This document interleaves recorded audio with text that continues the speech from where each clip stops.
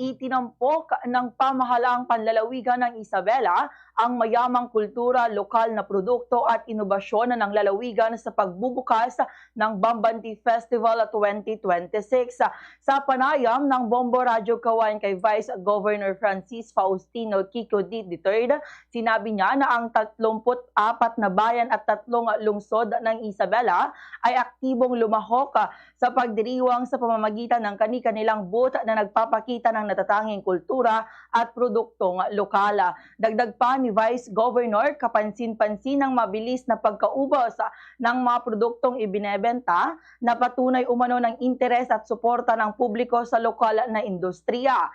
Inanyayahan ng Vice-Gobernador ang publiko na bumisita agad sa mga booth sa opening day pa lamang upang makibahagi sa pagdiriwang at makabili ng mga produktong gawa sa lalawigan.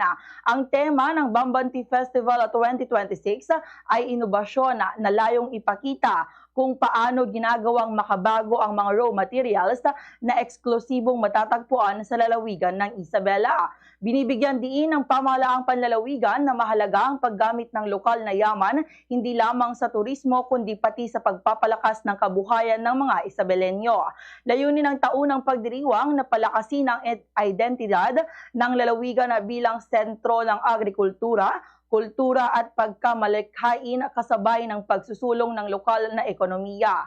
Ganito ang bahagi ng pahayag ni Vice Governor Francis Faustino Kiko D. III. Nagpo-focus sa sports tourism natin. Kaya kung napansin nyo kanina umaga, nagsimula na po tayo yung international event natin, yung ODAX Philippines para sa mga siklista natin.